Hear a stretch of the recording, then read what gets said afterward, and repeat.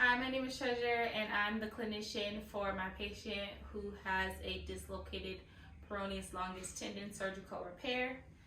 One of our manual techniques I'm going to be performing is an ankle joint mob, which will be in the second phase of our rehab protocol. I will do many joint mobs to increase dorsiflexion, plantar flexion, inversion, and eversion of the ankle. Today I'm going to show you a posterior glide that will increase dorsiflexion for my patient. The pre and post test measurement is going to be goniometric measurements, and as you can see, I already marked out the landmarks on my patient's lower leg.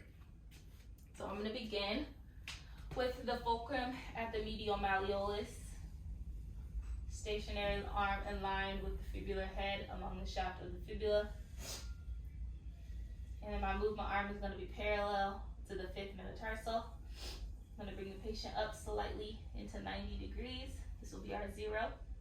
And then I'm going to have the patient actively dorsiflex or bring their toes to their nose as far as they can go, go, go, go.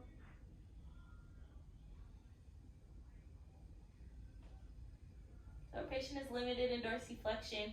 They're at about 95 degrees or 5 degrees. I'm going to give a little bit of overpressure for passive. And we get to about 97 or 7 degrees of passive range of motion with dorsiflexion. So now we will begin our treatment. So as previously stated, to increase dorsiflexion, we're going to be applying a posterior glide following the convex concave rule. So I will stabilize at the lower leg right above the ankle mortise, stabilizing the distal lower leg to the table.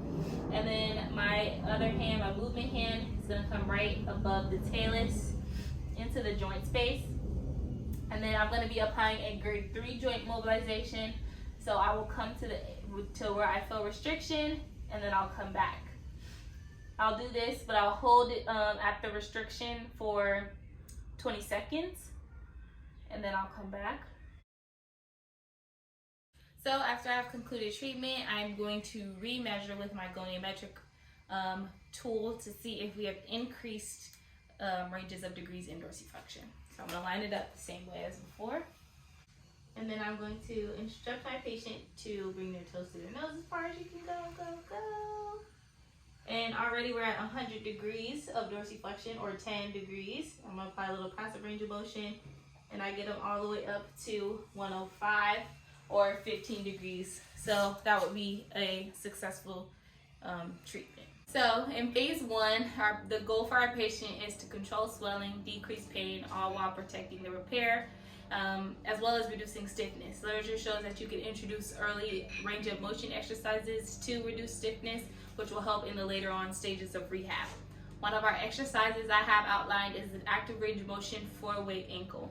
The patient will perform dorsiflexion, plantar flexion, inversion, and eversion while trying not to move the leg, just trying to move the ankle. So they will complete that for 2 sets, 10 reps with each movement pattern or movement direction. As a progression into phase 2, our goal is to increase range of motion and joint mobility and flexibility. One of our exercises will be a 4-way isometric exercise against the wall. And so the patient will perform inversion by bringing their foot and holding it against the wall for 20 seconds. The patient will then perform eversion against the wall, holding it for 10 seconds as well. The patient will then perform an isometric plantar flexion by pushing into the wall like a gas pedal and holding this as well for 10 seconds. Isometric dorsiflexion is performed a little bit differently. You want to get your patient either a towel or a pillow, and their involved limb is going to be underneath the pillow. So it'll sit here. Their other leg is going to be on top.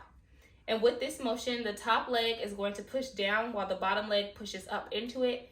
And you're going to hold that isometric exercise for 10 seconds. In phase 3 of our rehabilitation protocol, we're really focusing on building strength, endurance, and power.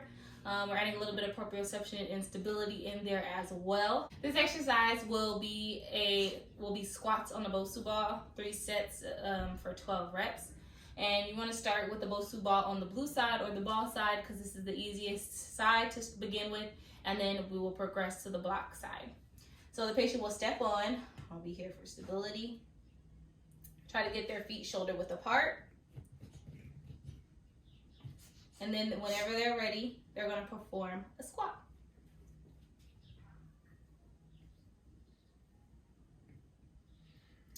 Good, so again, they'll do this 12 times.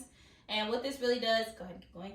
What this really does is make the ankle, the muscles of the ankle, even the peroneals, stabilize to keep the patient balanced, and well, add a little bit of proprioception component in there as well to the functional movement. I will always educate my patient on the expected response in regard to pain, letting them know that their pain should not exceed or increase or get worse after 24 hours, and they shouldn't experience anything other than soreness. If they do, we will have to report to me and we will regress the exercises appropriately. When they're doing an exercise, it should feel like they're working, their muscles are working, so it'll probably be slightly painful, but it shouldn't be unbearable. And their pain should subside with their rest in between sets. If not, then our workout is too hard, and again, we will regress the patient as necessary.